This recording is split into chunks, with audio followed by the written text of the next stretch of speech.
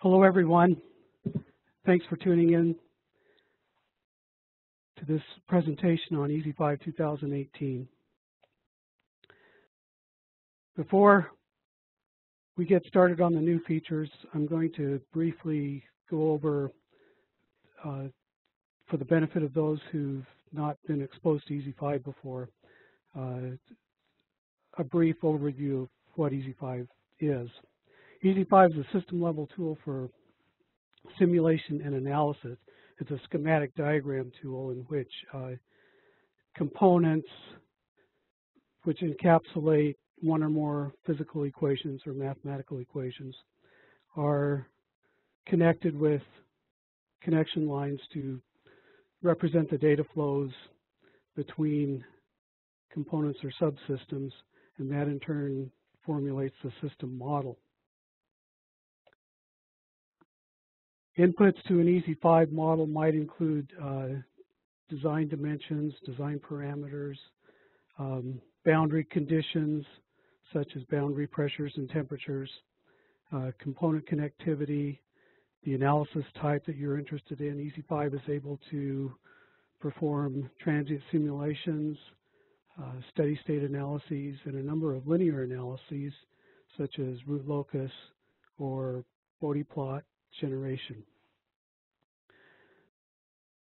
The output from an Easy5 analysis depends on the type of system being modeled and what type of analysis is being performed. For a typical simulation, you can get plots of time-varying parameters such as pressures, temperatures, and flows, velocities, heat loads, electrical loads if you're doing an electrical system model. Easy5 development started in 1975 at the Boeing Company. It was commercialized in 1986, and that is about when the first graphical user interface became available. Purchased by MSC Software in 2002, and now we're part of Hexagon. Easy5 models can incorporate multidisciplinary systems, including the systems that are shown on this slide, powertrain, hydraulics, pneumatics, control systems, flight dynamics, HVAC, cryogenics, and multi-phase fluid systems, and more. Easy5 components can be components like what we have in our general purpose library, which are primitive mathematical components. Each Easy5 block represents one mathematical operation, such as integration, division, the gain block for multiplication, or the function generator for generating what is in this case a step function. Or Easy5 blocks can represent an entire subsystem. For instance, this hydraulic actuator or a rack and pinion component connected together to create a system model. Easy5 components can also comprise custom components. We call those user code components that can be formulated either in Fortran or C. In this example, we have a Fortran component where we've specified inputs, states, and variables, and input code to calculate the rates of the states and the output variables. There are a number of application libraries available. MSC supplies a thermal hydraulics library,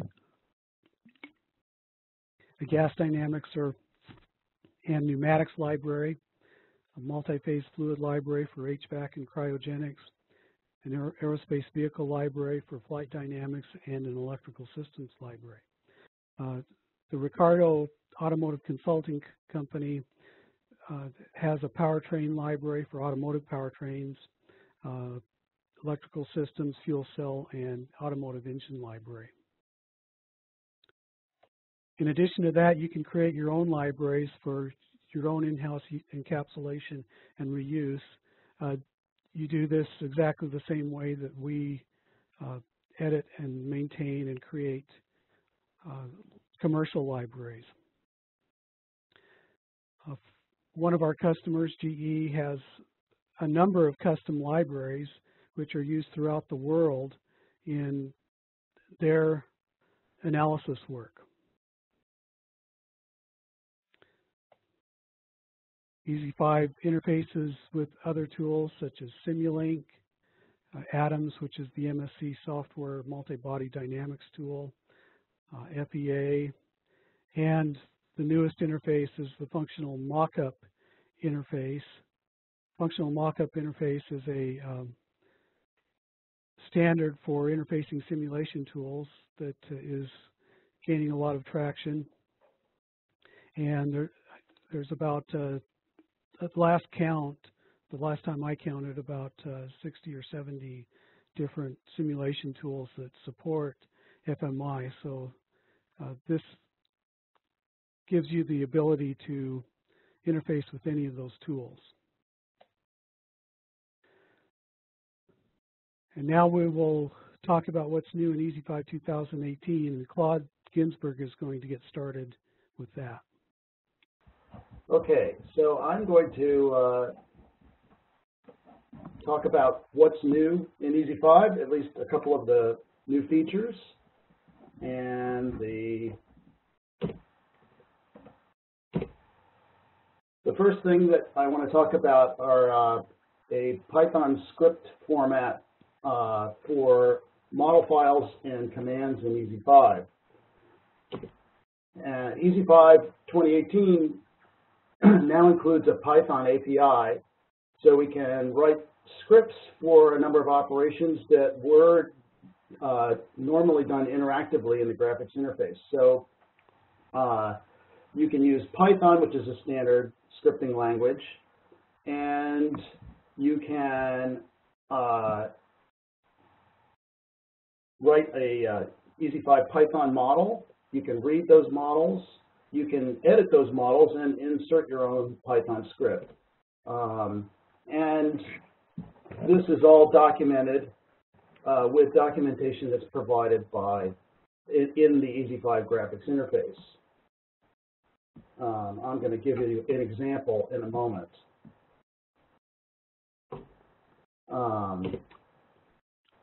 So one thing you can do is generate and import Python scripted Easy5 models.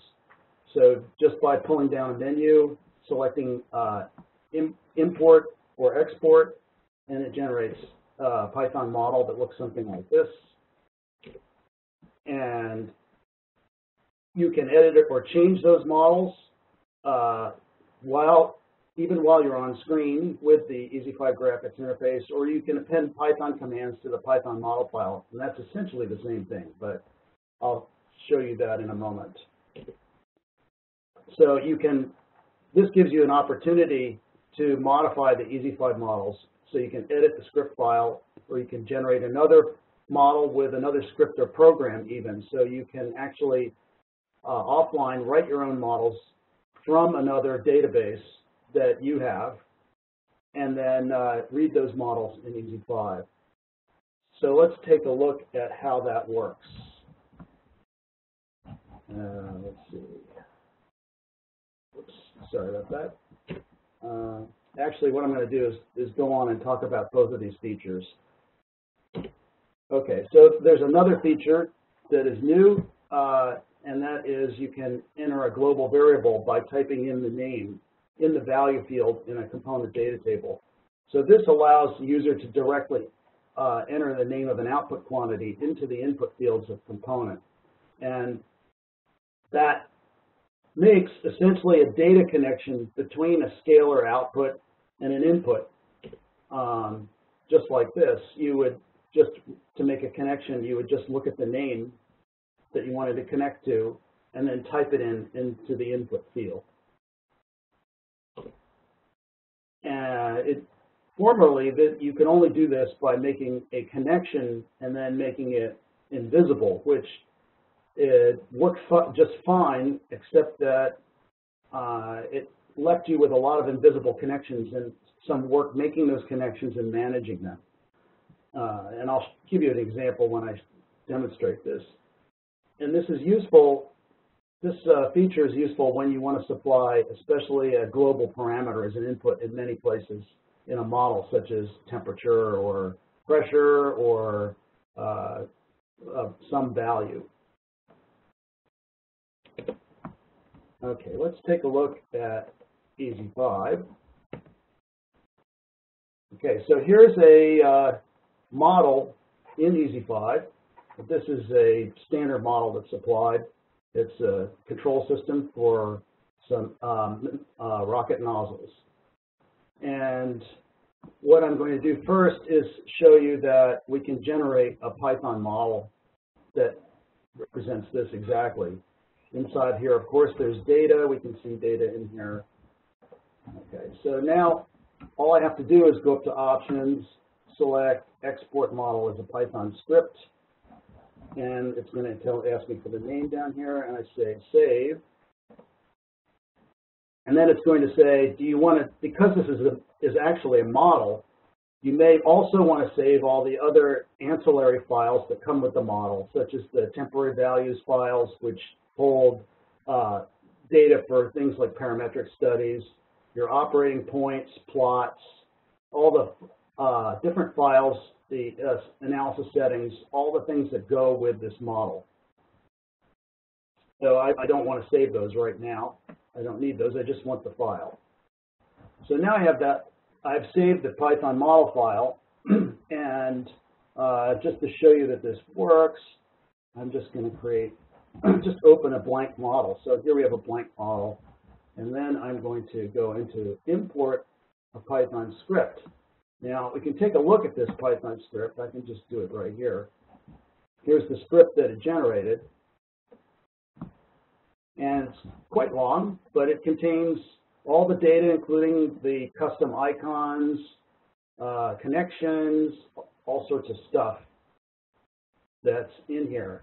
And this is all standard Python using our special API functions. Okay, so now I'm going to just load this model. Here's the model. That model is read in using Python. And we see still that there's just data in here and everything is completely the same. Okay, so now what you can also do is create your own model. And so what I'm going to do is I'm going to show you a file that I just kind of typed in here. Let's see. Or I'm going to modify this model actually.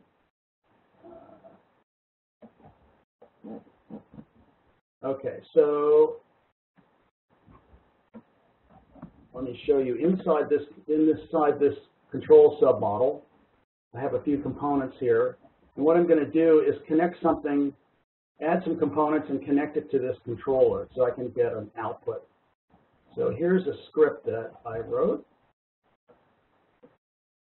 Okay, and you can add comments anywhere you want. So what I've done is I've gotten the Python object for this submodel, which was called CNTL, and then I'm going to create two new components called lag component and Q2. These are both from the general purpose library, and those are going to be I'm going to add those. Then I'm going to get the Python object that corresponds to this component, the GAFB proportional control, get its location on the screen, and then I'm going to select the new LA component, the lag component that I added, and I'm going to move that lag component to a location just above this component here. And each one of these, this is explained in the Python documentation, but each one of these icons is about 100 units across. So I'm going to kind of move it just up to the top of the screen. Then I'm going to select the Q2, and I'm going to move that right next to it. I'm going to create a default connection between the LA block and the Q2 block. And then I'm also going to create a custom connection and specify that I connect the output TVC out from the proportional controller to the input on the LA block. After that, I'm going to take a look at some data just to see what it is, and I'm going to look at GKP, which is one of in here. Let's take a look at that. That's one of these inputs here on the GAFB block.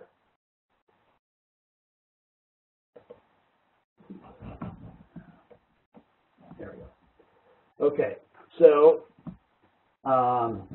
then I can look at the data. I can actually set the data here. I'm going to set the data, and then I'm going to print it out so that I can see what it is. Okay, so let's run this script.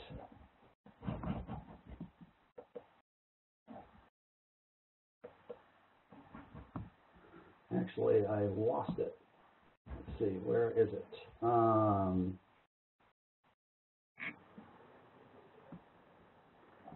Let's save it right there, so we can have it.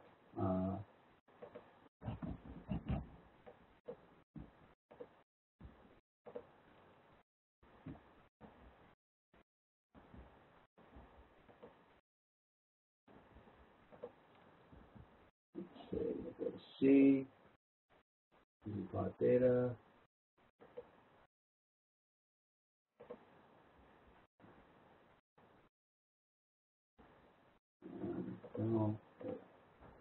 Save it right there. Okay, there. So now we have this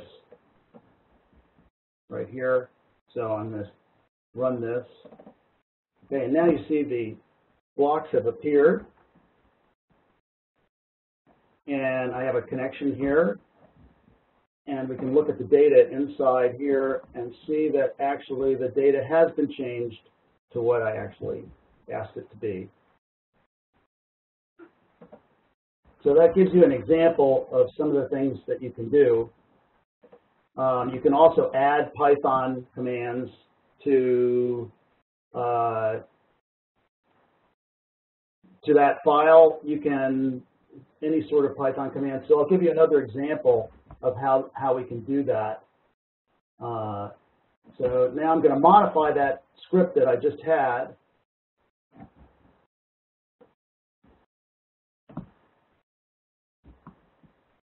And operate on this model. So here, what I'm going to do is I'm going to move the LA component even further up. Then I'm going to get the data, and then I'm going to get some data from the LA component. And here I'm going to multiply that data just to give you a trivial example of what you could do inside this file.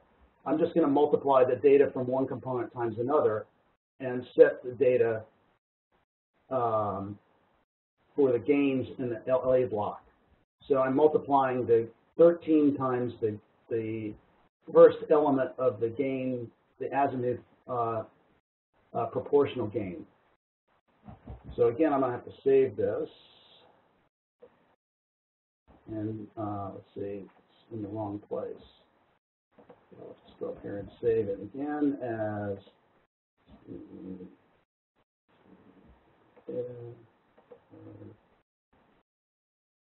general. Okay.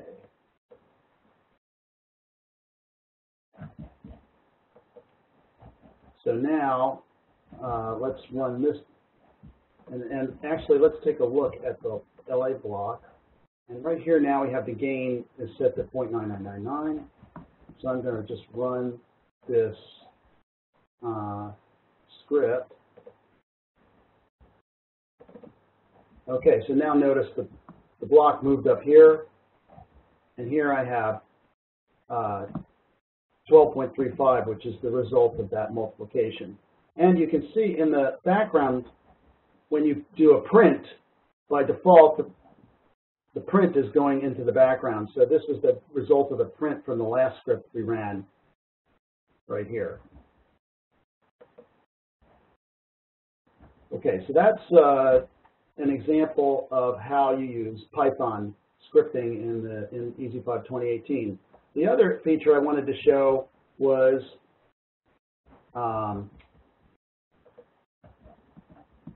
how you can type in a name as value. And normally what you would do, as I described on the slide there, was suppose you wanted to say make this connection here between these two components, but you didn't want to show that connection. So normally what you would do is make a connection, then you would go in here and say, look at the line attributes, and you would make it invisible. Okay, so there it's invisible, and if you go into here, you'll see that it's connected. The nozzle signal is coming into this input. However, this is still a connection, and it's an invisible connection, and if you have lots of these and you want to manage them, about all you can do is you can show the invisible connection, and there it's shown, but if you have hundreds of these, that makes it kind of a mess to manage. So instead, what I'm going to do is delete that connection, and then I'm going to look at here and say, I have, actually, what you can't do it with this one because it's a vector, but if we look in here, what I'm going to do is connect this azimuth command to this Fortran code. So here's the azimuth input, and I'm just going to type in azimuth CMD. Okay, so now that's there, and that is actually a connection between these two components, but it is completely not visible in the schematic at all, even when you have show invisible connections. And this is really useful for typing in, if you have a global variable and you want to type it in a number of different places. In addition, Easy5 also knows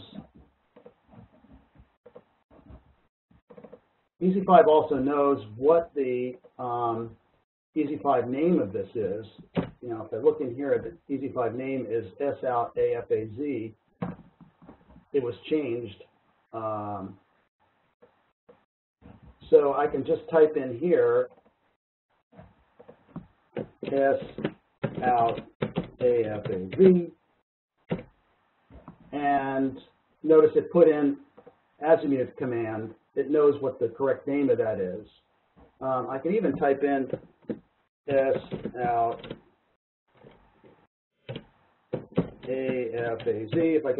If I get the capitalization wrong, it still knows what it is. So, and if I change the name in here,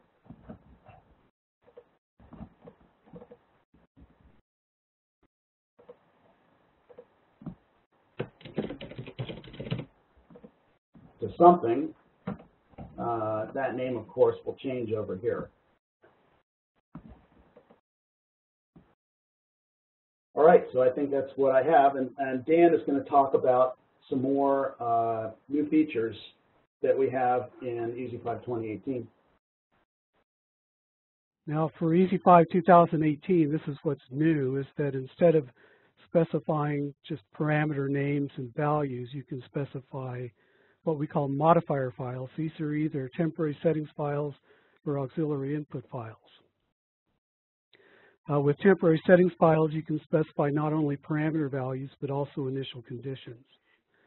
With auxiliary input files, you can specify parameter values, initial conditions, and all sorts of other things, such as the integration algorithm that you want to use, or the time increment, or any of the other factors that go into defining the analysis conditions. So in this example, we have rows 2 through 10 defining one of the simulations that are going to be part of this batch. Each of those rows has at least one modifier file except for row 3, which will be the baseline. That'll just use the baseline conditions. The effects of these modifier files are not additive as they are with Easy5 multiple analysis. So in each of these analyses, you're starting from the base conditions and then modifying them according to what's in these modifier files.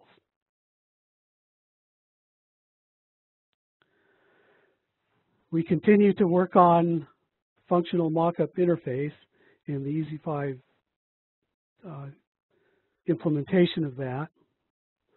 We began that with Easy5 2015 and continued to add features in Easy5 2017. Now, as a preface to what I'm going to say about this, I need to go to the bottom here and remind that Easy5 always requires a Fortran compiler to do any sort of model building or DLL export.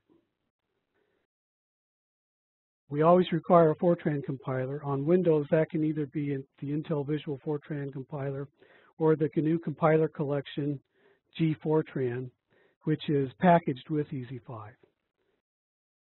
On Linux, you can either use Intel Visual Fortran or the G-Fortran from the GNU compiler collection, and the GNU compiler collection comes with the Linux distribution. So you always have your choice of either a commercial compiler or the GCC compiler, which is available at no extra cost. For FMU export, a C compiler was required in 2015 and 2017. And for Intel Fortran users, this added an additional expense. The compatible C compiler for the Intel Fortran users was either Visual C++ on Windows or Linux Intel C. So we've added a feature in 2018 so that you can export your FMUs without needing the proprietary C compiler. And you do this by, you prepare your model in exactly the same way you did before. There's no difference in the model preparation between the C interface or the Fortran interface.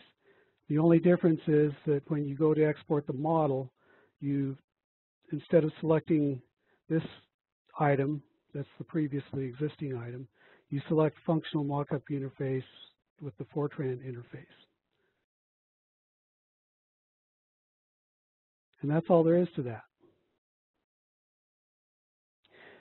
In 2018, we've also made a number of enhancements to application libraries. In the thermal hydraulics library, the pipe and hose components now consider heat conduction from adjacent fluid volumes.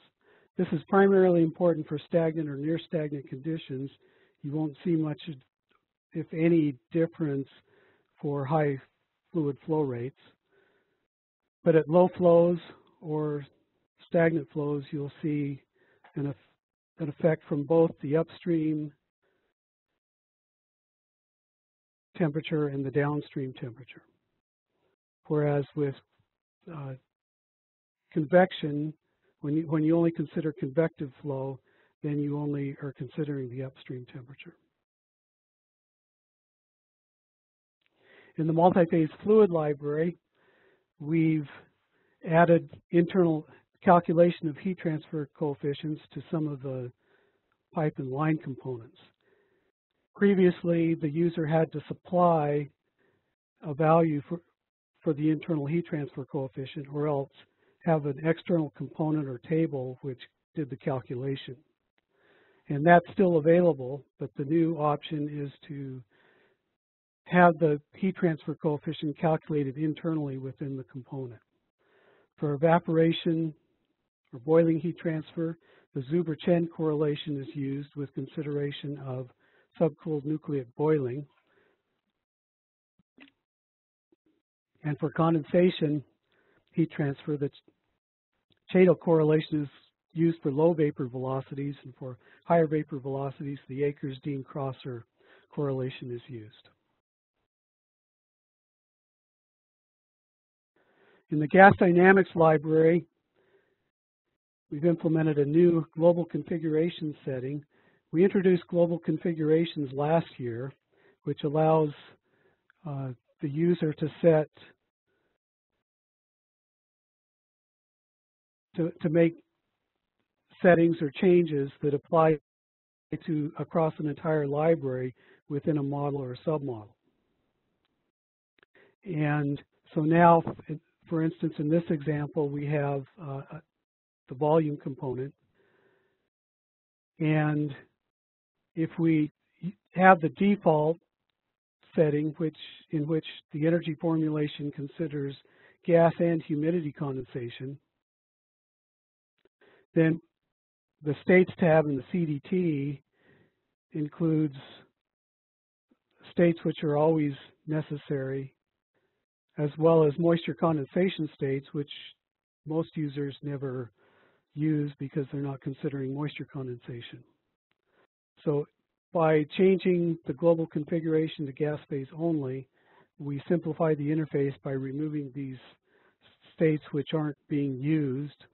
They weren't being used before, and now they're just removed for the interface so that they're not cluttering things so much. You may also see a little bit of improvement in the performance because some of the code that is associated with these is no longer present in the Fortran code, which is generated when the executable is created. And we'll be continuing to implement global configurations in the gas dynamics library in coming releases.